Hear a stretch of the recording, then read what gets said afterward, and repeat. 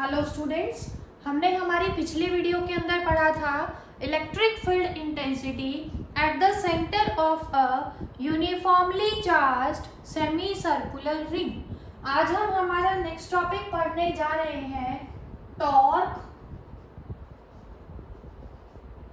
On an electric dipole when placed in a uniform electric field। तो सबसे पहले हमें टॉपिक का मतलब यहाँ पे पता होना चाहिए। देखेंगे टॉपिक के अंदर हमारा सबसे पहला वर्ड क्या है, टॉर्क। टॉर्क हमने हमारी प्रीवियस क्लास के अंदर भी पढ़ा था।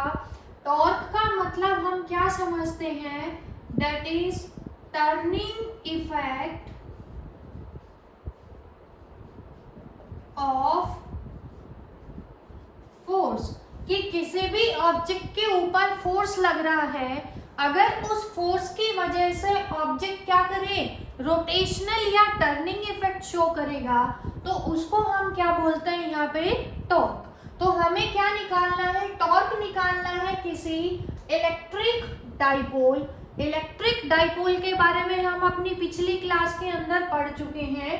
कब, जब हम डाइपोल को रखेंगे कहाँ पे, यूनिफॉर्म इलेक्ट्रिक फील्ड में। यूनिफॉर्म इलेक्ट्रिक फील्ड का मतलब सबसे पहले पता होना चाहिए। यूनिफॉर्म इलेक्ट्रिक फील्ड का मतलब क्या है हमारे पास, कि जो इलेक्ट्रिक फील्ड लाइंस हैं जितनी भी हम ले रहे हैं किसी पर्टिकुलर डायरेक्शन में, वो सभी क्या होनी चाहिए, एक दूसरे से इक्वल डिस्टेंस होनी चाहिए, सबकी डायरेक्शन क्या होनी चाहिए, सेम। तो उस इलेक्ट्रिक फील्ड को हमने क्या नाम दिया है यहाँ पे, यूनिफॉर्म इलेक्ट्रिक फील्ड। तो अब हमें क्या निकालना है, टॉर्क निकालना है डाइपोल के ऊपर। जब हमने डाइपोल को रखा यूनिफॉर्म इलेक्ट्रिक फील्ड में, तो सबसे पहले हम क्या लेने जा रहे हैं, let a uniform electric field is applied in x axis। हमने इनिशियली एज्यूम किया है कि x एक्सिस में हम क्या अप्लाई कर रहे हैं, यूनिफॉर्म इलेक्ट्रिक फील्ड। तो हम ड्रॉ करने जा रहे हैं यूनिफॉर्म इलेक्ट्रिक फील्ड को। तो ये जो है किसकी डायरेक्शन है हमारे पास, इलेक्ट्रिक फील्ड की। ये क्या हो गया हमारे पास, E। इलेक्ट्रिक फील्ड हमें पता है कि कहाँ से होती है, फ्रॉम पॉजिटिव टू नेगेटिव। इसका मतलब यहाँ पे कैसा चार्ज है, पॉजिटिव। यहाँ पे कैसा चार्ज है हमारे पास, नेगेटिव। उसके बाद हमने बोला कि हमने डाइपोल को रखा है इलेक्ट्रिक फील्ड के अंदर। इलेक्ट्रिक डाइपोल क्या था हमारे पास, pair of two equal and opposite charges. तो हमने एज्यूम किया, let an electric dipole, dipole को हम कंसीडर कर रहे हैं क्या, AB is placed at an angle theta with the direction of electric field।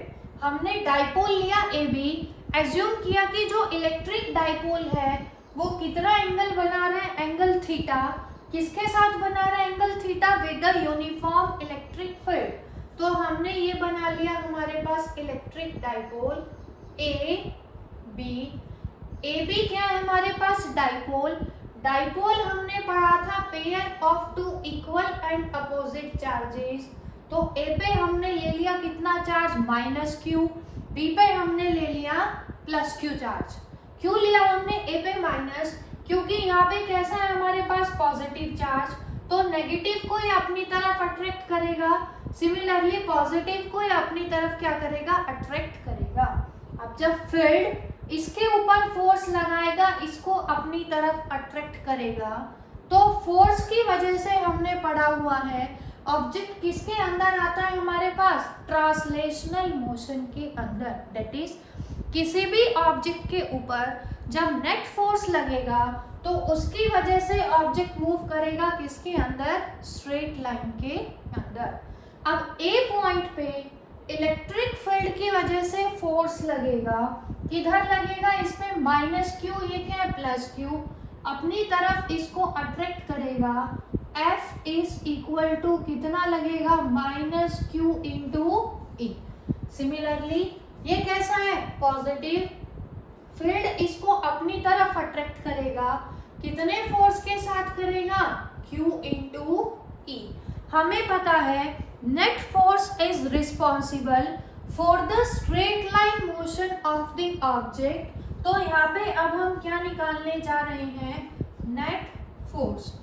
A point पे फोर्स प्लस बी पॉइंट पे फोर्स, ए पे फोर्स की वैल्यू कितनी है, minus Q E, plus B पे कितनी है, प्लस क्यू ई। तो यहाँ से जो एफ नेट आ गया हमारे पास वो कितना आ गया, 0। इसका मतलब एफ नेट अगर 0 है तो ऑब्जेक्ट के ऊपर कोई भी ट्रांसलेशनल फोर्स नहीं लगेगा। तो यहाँ से क्या कंक्लूजन आ गया, that is translational force is 0। वो फोर्स जिसकी वजह से ऑब्जेक्ट किस में आता, स्ट्रेट लाइन मोशन में, उसकी वैल्यू कितनी आ गई हमारे पास, 0। दूसरा, अब जब डाइपोल के ऊपर फील्ड क्या लगा रहा है, फोर्स, तो जो फोर्स का मैग्नीट्यूड होगा दोनों एंड्स के ऊपर वो कितना आएगा हमारे पास, मैग्नीट्यूड ऑफ फोर्स जब निकालोगे तो ये कितना हो जाएगा, प्लस क्यू ई, ये भी कितना हो जाएगा, प्लस क्यू ई। अब हमने पढ़ा हुआ है अगर हमारे पास कपल ऑफ फोर्स लगने हैं अपोजिट डायरेक्शन में जिनका मैग्नीट्यूड क्या है, इक्वल, और लाइन ऑफ एक्शन भी क्या है हमारे पास, सेम, तो वो क्या करेंगे, टॉर्क को डेवलप करेंगे या क्या करेंगे, टॉर्क को क्रिएट करेंगे। हमने एज्यूम किया था डाइपोल इलेक्ट्रिक फील्ड के साथ कितना एंगल बना रहा है, एंगल थीटा। यहाँ पे जो दो कपल ऑफ फोर्स लग रहे हैं, एक इस डायरेक्शन में लग रहा है, दूसरा इस डायरेक्शन में, line of action of force क्या है, ये दोनों की कॉमन, तो ये जो कपल है क्या क्रिएट करेगा, टॉर्क। तो यहाँ पे क्या आएगा हमारे पास, couple of two equal and opposite forces along same line of action of force will create torque. इस टॉर्क की वजह से इलेक्ट्रिक डाइपोल क्या करेगा, रोटेट करेगा, किसके अंदर रोटेट करेगा, यूनिफॉर्म इलेक्ट्रिक फील्ड के अंदर। अब टॉर्क हमें निकालना है, टॉर्क का फॉर्मूला हमने पढ़ा हुआ है प्रीवियस क्लास में, क्या पढ़ा था, force into perpendicular distance, that is tau is equal to magnitude of net force जो लग रहा है हमारे पास डाइपोल के ऊपर, कितना लग रहा है, F is equal to q into E. अब बात आते हैं किसकी, परपेंडिकुलर डिस्टेंस की। अब देखो क्या है, एक तो फोर्स इस डायरेक्शन में लग रहा है डाइपोल पे, एक इस डायरेक्शन में लग रहा है, तो दोनों के बीच की परपेंडिकुलर डिस्टेंस क्या होगी, ये वाली जो डिस्टेंस है किसको रिप्रेजेंट करेगी, परपेंडिकुलर डिस्टेंस को। तो यहाँ से क्या ड्रॉ करेंगे हम, परपेंडिकुलर, इस पॉइंट को हमने नाम दे दिया C, ये एंगल कितना है थीटा। तो BC यहाँ पे किसको रिप्रेजेंट करेगी, परपेंडिकुलर डिस्टेंस को। तो परपेंडिकुलर डिस्टेंस की जगह क्या आ जाएगा हमारे पास BC। अब BC की वैल्यू हम निकालेंगे इस राइट एंगल ट्रायंगल के अंदर। AB क्या है हमारे पास, इलेक्ट्रिक डाइपोल। डाइपोल की लेंथ हमें पता है कितनी होती है हमारे पास 2a। तो इस राइट एंगल ट्रायंगल में ट्रायंगल BCA के अंदर BC अपॉन ये क्या है परपेंडिकुलर अपॉन हाइपोटेन्यूज AB किसके बराबर आएगा, साइन ऑफ थीटा। हमें क्या निकालना है BC। AB की वैल्यू कितनी है हमारे पास 2a क्या आ जाएगा इनटू साइन थीटा। तो जब इस वैल्यू को यहाँ पे पुट करेंगे टॉर्क कितना आएगा QE into 2a sine theta. हमने पढ़ा था हमारे पिछले टॉपिक में इलेक्ट्रिक डाइपोल मोमेंट के बारे में, that is Q into 2a क्या होती है हमारे पास इलेक्ट्रिक डाइपोल मोमेंट। क्या आ जाएगा 2 is equal to TE sine theta. और AB साइन थीटा को हम क्या लिख सकते हैं वेक्टर फॉर्म के अंदर P क्रॉस E। ये जो हमारे पास दोनों रिजल्ट आए इनको हम याद रखेंगे न्यूमेरिकल्स के लिए, टर्निंग इफेक्ट ऑफ फोर्स की वैल्यू निकालने के लिए। ध्यान से देखेंगे ये जो टॉर्क है हमारे पास किसके ऊपर डिपेंड कर रहा है, एंगल। कौन सा एंगल, जो डाइपोल बना रहा है किसके साथ बना रहा है, इलेक्ट्रिक फील्ड के साथ। तो इसी के ऊपर इसके स्पेशल केस हम पढ़ने जा रहे हैं इसी के ऊपर बेस्ड। तो हमारा नेक्स्ट पार्ट इसी टॉपिक का क्या है, स्पेशल केसेस।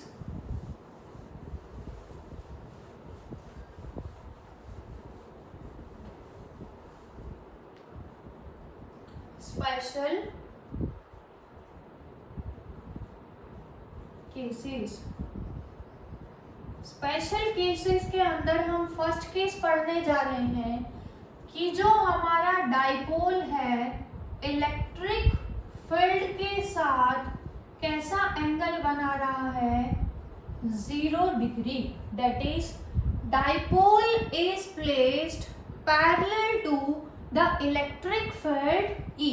अब A पे कैसा चार्ज है हमारे पास -Q, B पे कैसा चार्ज है +Q। दोनों के बीच में थीटा यहाँ पे कितना आ गया हमारे पास 0 डिग्री। अगर थीटा 0 होगा तो टॉर्क कितना आएगा PE साइन थीटा की जगह क्या रख देंगे यहाँ पे 0। That is torque is equal to 0।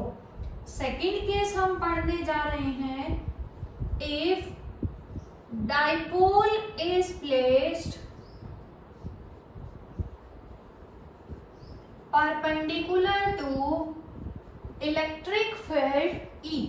Electric field हमने बना दिया इस डायरेक्शन में, डाइपोल को हम रख रहे हैं इसके perpendicular, that is -Q +Q।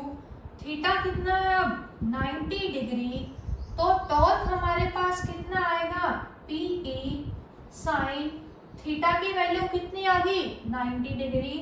That is torque is equal to P into E। Third case हम पढ़ने जा रहे हैं कि अगर इलेक्ट्रिक फील्ड की डायरेक्शन के अपोजिट रखते हैं हम, किसको रखेंगे इलेक्ट्रिक डाइपोल को, दैट इज ये क्या है +Q, ये क्या है हमारे पास -Q। अपोजिट रखेंगे तो थीटा कितना हो गया दोनों के बीच में 180 डिग्री। टॉर्क कितना आएगा PE sine 180 degree, that is tau is equal to 0 because sine 180 is equal to 0।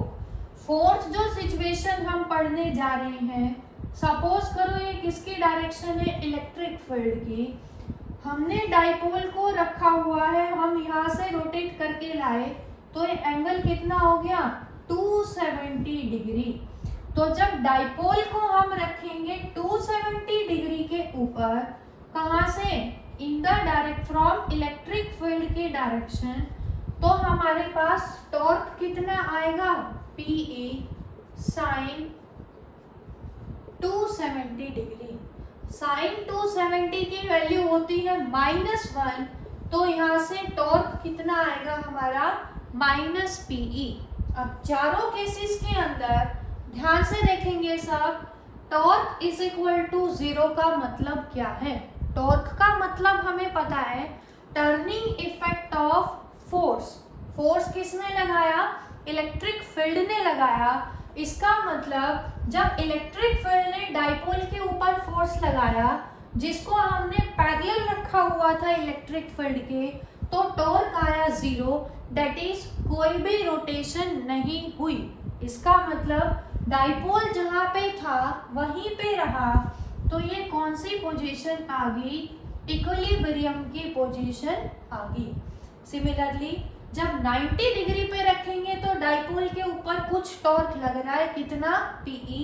तो ये जो केस है हमारे पास क्या आएगा, नॉट इक्विलिब्रियम। ये कौन सी सिचुएशन है, इक्विलिब्रियम में नहीं होगा डाइपोल। थर्ड केस में क्या आएगा हमारे पास, टॉर्क 0। इसका मतलब ये भी कौन सा केस है, इक्विलिब्रियम में होगा इसके अंदर भी डाइपोल, क्योंकि उसने रोटेट नहीं किया। यहाँ पे नॉट इक्विलिब्रियम, क्योंकि कुछ नेट टॉर्क लग रहा है, कितना लग रहा है, -PE। अब ये जो दोनों केस है, इसमें डाइपोल किस में है, इक्विलिब्रियम में। इक्विलिब्रियम भी कितनी टाइप का होता है हमारे पास, ध्यान से पढ़ेंगे सभी। इक्विलिब्रियम के अंदर भी हमें 2 टाइप का इक्विलिब्रियम पढ़ना है। बहुत इंपॉर्टेंट क्वेश्चन आपसे बोर्ड एग्जाम में पूछा जाता है, तो इसके लिए हमें पता होना चाहिए कि इक्विलिब्रियम जो होगा वो कितनी टाइप का होगा, 2 टाइप का होगा। पहली जो टाइप होती है वो क्या होती है इक्विलिब्रियम की, स्टेबल इक्विलिब्रियम, और दूसरी कौन सी होगी हमारे पास, अनस्टेबल इक्विलिब्रियम। अब ये जो 4 केस पढ़े थे हमने, चारों में से इन दोनों केसेस में टॉर्क कितना आया, 0, that is dipole is in equilibrium. लेकिन इनमें से कौन सा स्टेबल है, कौन सा अनस्टेबल, वो हमें समझना होगा। तो उसके लिए सबसे पहले हमें पता होना चाहिए what is stable equilibrium. Stable equilibrium का मतलब क्या है कि अगर हम डाइपोल के ऊपर क्या लगा रहे हैं, फोर्स, जैसे ही फोर्स को हटाएंगे, डाइपोल फिर से अपनी ओरिजिनल कॉन्फ़िगरेशन को, ओरिजिनल पोजीशन को अटेन कर ले, तो वो किस में होगा, स्टेबल में। दैट इज जहाँ से डाइपोल इनिशियली हमने मूव किया था, वैसे ही टॉर्क हटने के बाद, टर्निंग इफेक्ट के बाद डाइपोल वहीं चला गया जहाँ से आया था, तो वो क्या होगा हमारे पास, स्टेबल इक्विलिब्रियम। फॉर एग्जाम्पल ये क्या है हमारे पास, डाइपोल, इसको हमने ऐसे रखा हुआ है, मैं क्या कर रही हूँ, इसके ऊपर फोर्स लगा के यहाँ ले आई, इसको रोटेट करके। लेकिन जैसे ही मैं फोर्स को हटाऊंगी, डाइपोल फिर से कहाँ चला जाएगा, अपनी उसी पोजीशन पे। तो ये जो है हमारे पास कैसा इक्विलिब्रियम है, स्टेबल इक्विलिब्रियम। सिमिलरली अनस्टेबल में क्या होगा, अगर डाइपोल फिर से अपनी ओरिजिनल पोजीशन पे ना जा पाए, तो वो क्या होगा हमारे पास, अनस्टेबल इक्विलिब्रियम। अब स्टेबल और अनस्टेबल को समझने के लिए ध्यान से देखेंगे, ये जो फर्स्ट केस हमने पढ़ा, फर्स्ट के अंदर हमने पढ़ा कि इलेक्ट्रिक फील्ड हमने इस डायरेक्शन में लगाई। अब मैं कह रही हूँ कि डाइपोल को मैंने यहाँ से किसी थीटा एंगल पे घुमा दिया, क्योंकि ओरिजिनल अगर टॉर्क लगाने के बाद छोड़ते ही फिर से ये यहीं पे आ गया, तो कैसा होगा, स्टेबल, अदरवाइज क्या होगा, अनस्टेबल। तो हम क्या ले रहे हैं कि हमने डाइपोल को ओरिएंट किया ए बी को, कितने एंगल से, किसी एंगल थीटा से। ये कितना हो गया, -q, बी पे कितना चार्ज रखा है, +q। इलेक्ट्रिक फील्ड की डायरेक्शन यहाँ क्या होगी, पॉजिटिव, यहाँ क्या होगी, नेगेटिव। ध्यान से देखेंगे आप सभी, ये कैसा चार्ज पॉजिटिव, ये कैसा नेगेटिव, तो ये पॉइंट जो है इसके ऊपर फोर्स लगाएगा, बी के ऊपर इलेक्ट्रिक फील्ड इस डायरेक्शन में, सिमिलरली ये इसके ऊपर फोर्स लगाएगा इस डायरेक्शन में। तो डाइपोल को जब हमने ऐसे रखा, इलेक्ट्रिक फील्ड इस पे फोर्स लगा रहा है, कब तक लगाएगा, जब तक फिर से खुद को अलाइन ना करे पैरेलल टू द फील्ड। तो डाइपोल बाद में फिर से क्या आ जाएगा, इसके पैरेलल आ गया, इसका मतलब वो फिर से वहीं चला गया। तो ये जो केस है हमारे पास, ये कैसा इक्विलिब्रियम है, स्टेबल इक्विलिब्रियम। लेकिन theta is equal to 180 degree वाले केस को समझेंगे अब हम। क्या है हमारे पास, इलेक्ट्रिक फील्ड यहाँ से यहाँ जा रही है, दैट इज पॉजिटिव, ये क्या है नेगेटिव। डाइपोल ऐसे रखा है, मैं कह रही हूँ कि हमने डाइपोल को ओरिएंट कर दिया, किस डायरेक्शन में, ऐसे घुमा दिया, तो ये क्या होगा हमारे पास, डाइपोल पे क्या होता है, ए पे कितना चार्ज रखा है माइनस क्यू, बी पे कितना चार्ज रखा है प्लस क्यू। ध्यान से देखेंगे सभी, ये क्या है हमारे पास ए और ये कितना है बी। डाइपोल ऐसे रखा था, हमने इसको रोटेट कर दिया। जब रोटेट किया तो इलेक्ट्रिक फील्ड देखो क्या करेगा, पॉजिटिव पॉजिटिव रिपेल करेगा, इसको वहां भेजेगा, नेगेटिव नेगेटिव को रिपेल करेगा, इस पे फोर्स लगेगा इधर। तो क्या होगा, डाइपोल कभी भी उसी डायरेक्शन में नहीं जा पाएगा। ध्यान से देखेंगे सभी, यहाँ पे कितना इलेक्ट्रिक फील्ड पॉजिटिव से नेगेटिव जा रहा है, तो ये पॉजिटिव, ये क्या हो गया नेगेटिव। अब हमने क्या किया, डाइपोल को घुमा दिया, चाहे ऐसे घुमा लो या फिर कैसे ले सकते हैं कि हमने डाइपोल को ओरिएंट किया, ऐसे रखा है तो ऐसे भी ले सकते हो, दोनों केस में रिजल्ट क्या आएगा सेम। सिमिलरली ऐसे करके देख रहे हैं, ये क्या हो गया पॉइंट बी, ये क्या हो गया हमारे पास point A, that is minus q, ये क्या है हमारे पास प्लस क्यू। अब जब हम करेंगे इसको तो क्या होगा, या तो डाउनवर्ड में रोटेट करेंगे या अपवर्ड में, किसी भी केस में करेंगे। तो ध्यान से देखेंगे, जैसे फर्स्ट में किया था हमने, ये क्या था हमारे पास बी फर्स्ट केस में, ये क्या था हमारे पास ए के ऊपर चार्ज कितना रखा है हमारे पास माइनस क्यू, बी पे कितना रखा है प्लस क्यू। चाहे तो ऐसे रख लो दोनों को और चाहे उस केस में ले लो। तो इस केस में हमने क्या ऑब्जर्व किया हमारे पास कि डाइपोल को जो फोर्स लगाएगा इलेक्ट्रिक फील्ड अपोजिट डायरेक्शन में लगाएगा, जैसे कहाँ लगता है हमारे पास साइकिल के हैंडल के ऊपर लगता है।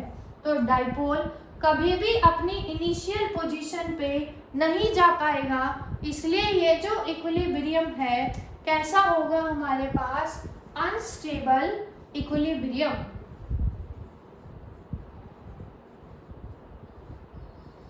क्योंकि डाइपोल फिर से अपनी ओरिजिनल पोजीशन के ऊपर नहीं जा पाया, इसलिए क्या होगा ये अनस्टेबल इक्विलिब्रियम। ध्यान से देखेंगे सभी, तो स्टेबल के अंदर हमने क्या पढ़ा, जैसे ही टॉर्क हटाया तो डाइपोल फिर से इनिशियल पोजीशन पे चला गया, जैसे ही टॉर्क हमने इस केस के अंदर लगाया तो डाइपोल फिर से अपनी ओरिजिनल पोजीशन के ऊपर नहीं जा पाया। क्यों नहीं जा पाया, क्योंकि वो क्या कर रहा है, उसको रिपेल कर रहा है, तो उधर धकेलेगा। ये सपोज करो क्या है हमारे पास ई, ये क्या है ए, यहाँ कैसा चार्ज नेगेटिव, ए पे भी कैसा था नेगेटिव, ऐसे और ऐसे साइकिल के हैंडल की तरह मूव किया तो कैसा होगा अनस्टेबल इक्विलिब्रियम।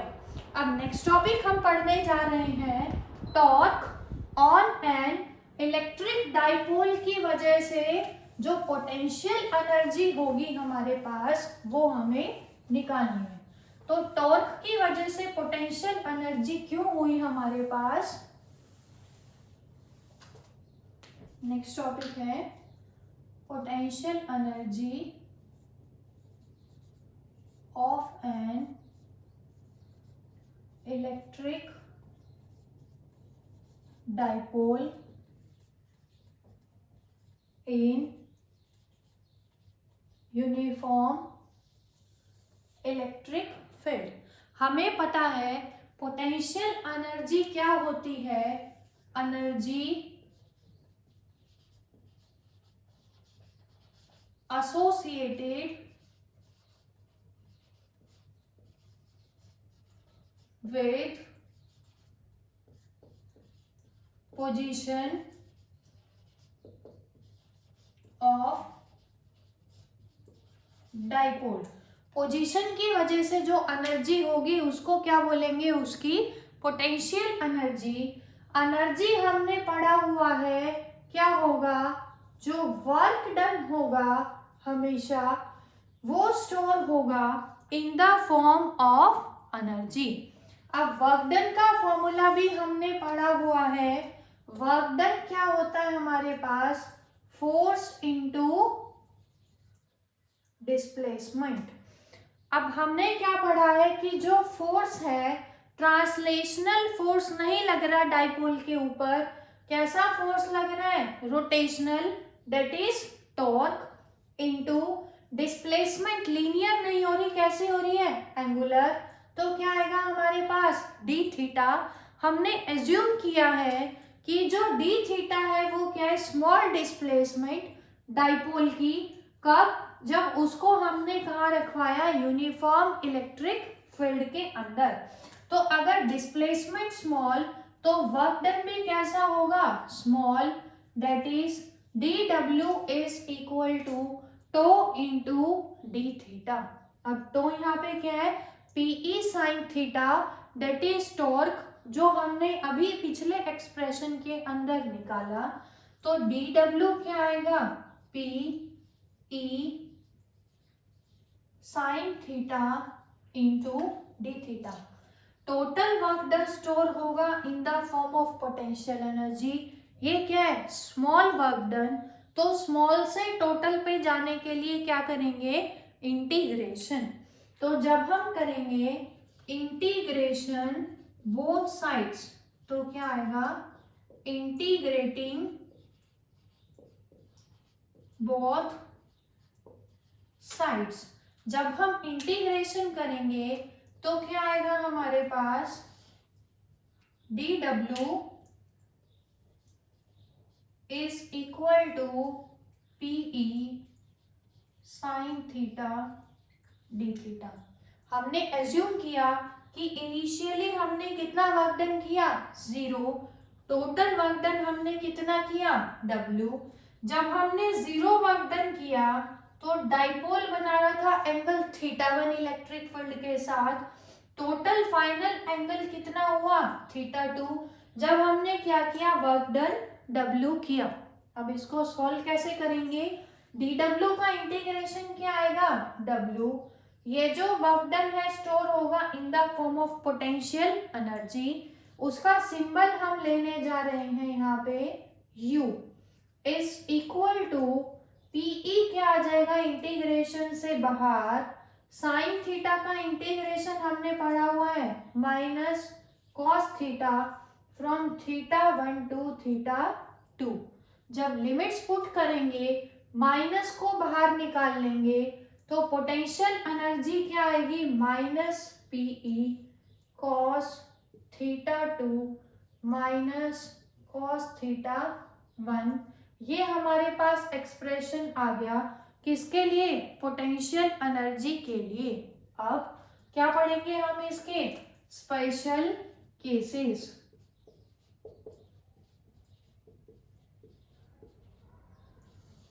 स्पेशल केसेस के अंदर फर्स्ट केस हम पढ़ने जा रहे हैं, अगर हमारा θ1 कितना है, 0 डिग्री। इसका मतलब क्या है, अगर डाइपोल इनिशियली रखा है parallel to the electric field, finally हम उसको लेके जा रहे हैं किसी एंगल थीटा पे, तो पोटेंशियल एनर्जी कितनी आएगी, minus PE cos theta minus cos 0 कितना आएगा, 1। सिमिलरली सेकंड केस हम करने जा रहे हैं। सेकंड में हमने एज्यूम किया if θ1 is equal to 90, θ2 is equal to theta, तो पोटेंशियल एनर्जी कितनी आएगी, minus PE cos theta minus cos 90 कितना हो जाएगा 0 और u is equal to minus PE cos theta और u is equal to minus p dot E. Vector form के अंदर फॉर्मूला क्या है हमारे पास माइनस पी डॉट ई, क्योंकि पोटेंशियल एनर्जी किस पे डिपेंड कर रही है थीटा पे। और दूसरा फॉर्मूला क्या पढ़ा हमने u is equal to minus PE cos theta 2 minus cos theta 1। Numericals के अंदर हमें u गिवन होगा डाइपोल की initial alignment with respect to the electric field and final angle. तो यहाँ से हम क्या निकाल लेंगे हमारी potential energy. Thank you very much.